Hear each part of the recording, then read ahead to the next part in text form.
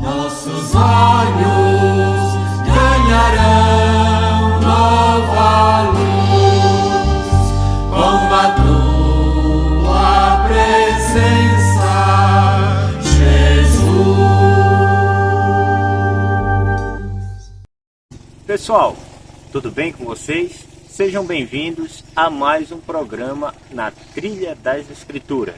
E como sempre, Shalom, vida plena para todos. Muito bem, hoje nós vamos então falar um pouquinho, meditar, refletir, conversar sobre o Evangelho do domingo, quando Jesus vai interrogar os seus apóstolos. Estamos nos capítulos do 14 a 16, em que é o embate entre Jesus e os fariseus, para definir quem é Jesus, quem é o Messias. Muito bem. E nós temos o Evangelho que está no livro de São Mateus, no capítulo 16, de 13 a 20. É isso, Ângelo? Perfeitamente. Muito bem. Então, sem mais demoras, eu quero iniciar o texto, mas quero dizer que você se inscreva no canal, compartilha, dá like. Fazendo isso, você ajuda com que a gente possa caminhar ainda mais, trilhando as Escrituras Sagradas. Quero acrescentar mais um elemento. Não vamos esquecer que este trecho do Evangelho é uma experiência pós-pascal, em que Jesus, no contexto de um conflito, grande conflito, com o templo e com o Império Romano, para 3 discípulos, se apresenta transfigurado como Filho de Deus. Muito bem. Então, eu quero ler o texto, quero que você também acompanhe na sua Bíblia, na sua casa, tá? Mateus 16, de 13 a 20. E nós sabemos que os nossos textos bíblicos são comentados pelo Ângelo. Então, a gente não vai fazer essa leitura direta, tá? A gente vai lendo e comentando, deixando que o Espírito de Deus use da gente. E na celebração do domingo, durante a missa, haverá a leitura integral do texto, com o comentário homilia do padre. Muito bem. Vamos lá? Jesus chegou à região de Cesareia de Filipe e perguntou a seus discípulos: quem dizem os homens que é o Filho do Homem? Eles responderam. Me permite um detalhe. Repararam que Mateus usa Filho do Homem. Ele não usa a expressão Filho de Deus, porque Mateus, como hebreu, ele não usa o nome Deus. Filho do Homem. É um homem. E isso manifesta também na realidade de Jesus encarnado. Muito bem. Alguns dizem que é João Batista, outros que é Elias, outros ainda que é Jeremias ou algum dos profetas. Olha bem que interessante. Pedro responde, os discípulos respondem 3 profetas. Repita. João Batista, que foi perseguido e morto. Elias, que foi perseguido por Acabe e Jezabel e teve que fugir. E Jeremias. E Jeremias, que quando foi invadido Jerusalém no 500 a.C., ele pelos babilônios, ele teve que fugir. Ele não foi preso e levado para a Babilônia, porque ele era do popular. Então teve que fugir com um grupo para o Egito. Muito bem. 3 profetas perseguidos. Então Jesus perguntou: e vocês? Quem dizem que eu sou? Simão Pedro respondeu: tu és o Messias, o Filho do Deus vivo. Jesus disse: você é feliz, Simão, filho de Jonas, porque não foi um ser humano que te revelou isso, mas o meu Pai que está no céu. Um instante. Repararam que aqui Pedro fala: você é o Filho de Deus. Vivo. Mas se eu acabo de falar que o Mateus não usa a expressão Deus, não usa a expressão Filho do Homem. Por que neste texto, neste contexto, fala Deus? Por isso, porque esta experiência é uma experiência pós-pascal. O que significa pós-pascal? Que é uma experiência que praticamente retrata uma situação da comunidade cristã depois dos anos 70, quando Mateus escreve que estamos nos anos 80, 85, então 15 anos depois da destruição de Jerusalém, quando o judaísmo já está destruído. E então Mateus, didaticamente, catequeticamente, aceita a expressão Filho de Deus, para completar a revelação. Jesus não é somente Filho do homem, mas é, sobretudo, Filho de Deus. Muito bem. Por isso, eu lhe digo, você é Pedro, e sobre esta pedra construirei a minha igreja, e o poder da morte nunca poderá vencê-la. Eu lhe darei as chaves do reino do céu, e o que você ligar na terra será ligado no céu, e o que você desligar na terra será desligado. Jesus então ordenou aos discípulos. É muito importante este trecho, porque nós reparamos que a igreja não é uma coisa só espiritual, é uma articulação bem humana. Tem um elemento de instituição, a organização, mas tem uma dimensão que é a mais importante, de comunidade de fé, que se relaciona com Deus. E esta comunidade de fé não pode ser de cada um individual nem individualista. Tem que ser uma comunidade. Não por nada, no próximo capítulo 17, 18, Jesus trata da comunidade de fé, porque o testemunho de fé é em comunidade organizada, que acredita, que celebra, que anuncia, que é missionária. Muito bem. Jesus diz que o poder do inferno não poderá detê-la. Mas por que fala tão complicado? O poder do inferno. Porque nos anos 80, 85, estamos em período de grave perseguição por dois lados. Pelos fariseus, que era o único grupo que ficou depois da destruição de Jerusalém. O templo já estava destruído. Os sacerdotes já estavam destruídos. Os sacrifícios no templo estavam destruídos. Peregrinação a Jerusalém não existia mais, porque tudo estava destruído. A própria Jerusalém, os romanos arrasaram. Então não existia mais. O único grupo que ficou, os fariseus, que não por nada no Evangelho encontramos fariseus derrubando, debatendo, brigando e tramando a morte de Jesus. Então, neste contexto, nós temos que entender estas palavras da nova comunidade. Ninguém vai acabar com a minha igreja, a igreja de Jesus Cristo. Muito bem. E então o texto finaliza, com... Oba! O texto finaliza então com as palavras de Jesus dizendo que não diga nada a ninguém que ele é o Messias. Não espalhe. Ele não quer se autopromover, né, Ângelo? Em efeito, este texto, digamos assim, de revelação de Jesus não está bom. Esta experiência pós-pascal não se torna uma experiência como prova que Jesus é Filho de Deus, mas é uma experiência profunda do interior. Ele é o Filho de Deus. E não carece fazer propaganda, porque a propaganda não é simplesmente dizer uma revelação, mas anunciar e viver o texto da boa notícia. Então, o texto finaliza com Jesus dizendo que eles não falem nada para ninguém que ele é o Messias. Não se autopromova. Ele não quer se autopromover, ele não quer ser, vamos assim dizendo, a estrela principal. É fundamental isso, Gilberto. Por quê? Lembra que eu falei que quem são os três apóstolos? Pedro, que naquela época já tinha sido morto em Roma, no 64. Mas para lembrar a igreja de Roma. Depois quem é? Tiago que já tinha sido morto em Jerusalém, martirizado pelo judaísmo, ainda antes de Pedro, nos anos 50. E logo tem João. João estava vivo, porque ele viveu até os anos 90. Mas João, ele representa a comunidade, a igreja que estava em Éfeso. Então os 3 discípulos representam a igreja que estava em Jerusalém, naqueles restos de judeus convertidos ao cristianismo, lá do Oriente, na Palestina.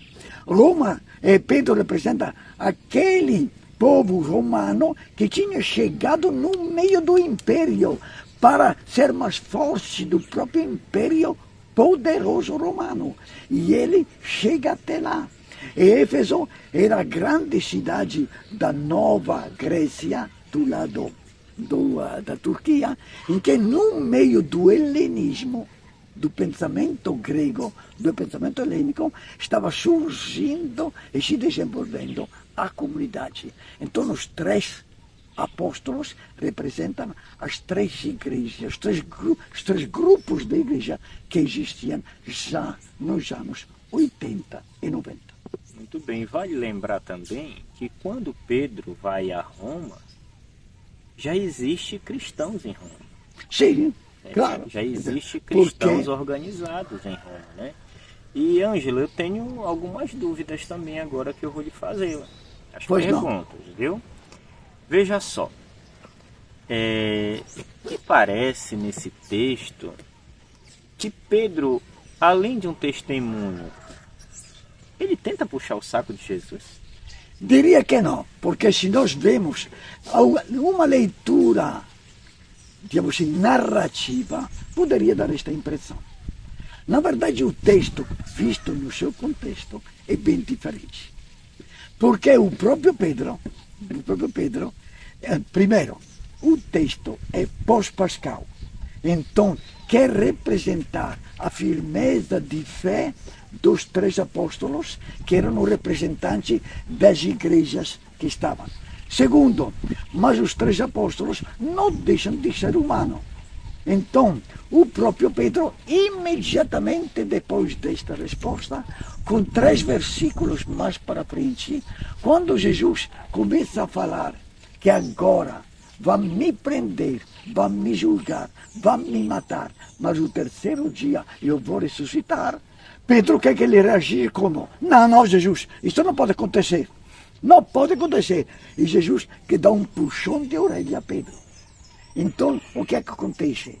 E chama Pedro de Satanás. Satanás não é um palavrão, como nós pensamos num contexto cristão. Satanás, em hebraico, aramaico, significa opositor. Adversário, opositor. Então nós percebemos que a preocupação é mostrar aquela fé dos apóstolos, mas aquela fragilidade, esta briga entre fé e falta de fé. Que é a mesma coisa que aconteceu pouco antes, nós vimos no Evangelho da semana passada, na tempestade. Pedro diz, um fantasma, não, posso ir contigo, Jesus?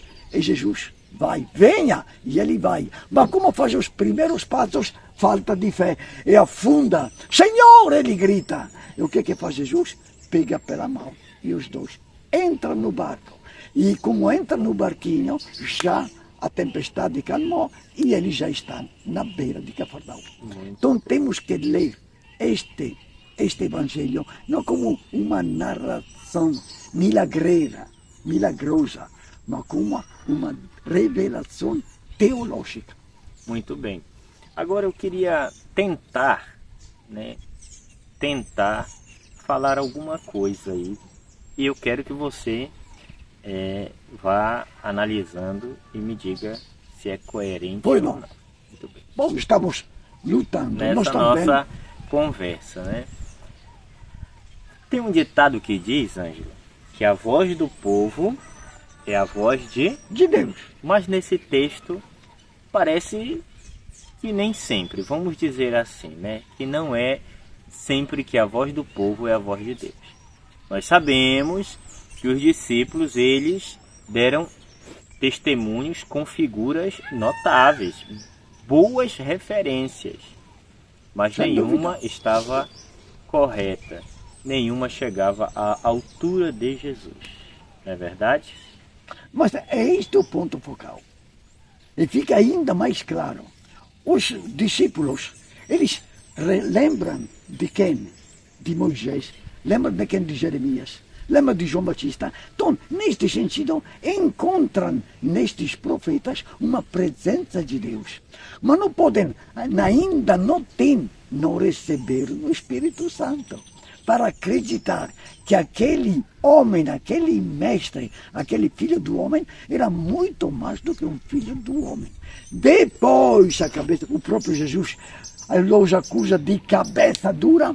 Depois, a partir de Pentecostes, com a plenitude do Espírito Santo, os olhos se abrem, os olhos não somente físicos, mas da cabeça e do coração, e reconhecem em Jesus o Filho de Deus, o Messias, o Salvador. E aí então é outra coisa. Só que isto encontramos no capítulo 2 dos Atos. É correto a tua opinião. Os apóstolos também não deixam de ser humanos com seus entusiasmos e falhas, fidelidade e infidelidade, fé e falta de fé. Era isso que eu ia lhe falar sobre essa questão da humanidade. Muitas pessoas se cobram porque em algum momento da vida elas acabam também fraquejando na fé. Muitas também são induzidas a isso por falsos profetas que prometem curas milagrosas, prometem até terreno no céu. E as pessoas vão se frustrando e vão colocando Deus no banco dos réus. Porque o homem prometeu, mas o cavaleiro sela seu cavalo, vai para a batalha. Mas como diz o Antigo Testamento, quem dá a vitória é Deus. Deus não age como os humanos. Deus não funciona no relógio dos humanos, no nosso relógio. Deus vai curar hoje tantos, amanhã ele não cura ninguém. Deus trabalha no seu tempo. É correto. Não por nada, como fala. Depois de 3 versículos, observem bem no texto do Evangelho. 3 versículos depois, Jesus apresenta que agora vamos para Jerusalém, onde o Filho do Homem será preso, flagelado, morto, mas ao terceiro dia ressuscitará. E aí Pedro não acredita mais e chama de Satanás. A saber, o caminho de Deus não é o caminho do sensacionalismo, o tempo todo milagre, o tempo todo o povo gritando, comendo, se saciando e tudo. Não, é o caminho do amor. Não vamos esquecer, é o caminho do amor. E o caminho do amor é o caminho do compromisso, não simplesmente de ter tudo de presente na palma da mão. Então, sou eu que mando ou é Deus que acompanha a vida do ser humano? Então, muitas vezes nós confundimos o nosso papel, nossos desejos, com a vontade de Deus. Tem pessoas que pensam que o Espírito Santo é tipo assim um serviçal de Deus também, né? Gostei da palavra, serviçal. O Espírito Santo vai ali pegar um Guaraná para mim. O Espírito Santo vai ali e faz tal coisa. O Espírito Santo resolva isso. Não, não é assim. Então, se você tem algum problema, se você tem alguma dificuldade, tem alguma causa que você espera, seja em qualquer âmbito, né, Ângelo? O que vai garantir é a perseverança. O que garante para você é a perseverança. Os apóstolos perseveravam na oração. Nós temos que ser perseverantes. Muito bem. A própria encarnação é sinal que Deus nos quis salvar a humanidade com um ato de quero acabar com os pecadores e quero que todo mundo seja bonzinho. Não. A própria encarnação é sinal que por amor, porque Deus amou primeiro, por amor, Deus envia seu Filho nascido de Maria para salvar de maneira no corpo humano, na realidade humana, com todos os conflitos que isto conta. Muito bem. Então, Ângelo, nós temos mais alguma coisa a acrescentar? Por enquanto não. Por enquanto. Mas já prometemos um bônus. Prometemos um bônus. Um bônus que vai ajudar a entender não somente as perícopes, que vai ajudar a entender um pouco o conjunto dos capítulos 11 e 12 e o conjunto dos capítulos 14 e 17. Muito bem. Então, boa celebração, boa missa, bom culto, boa folga na sua casa também, se você não for, mas não deixe de ficar na trilha das Escrituras conosco. Nós precisamos da sua companhia nessa trilha. Shalom!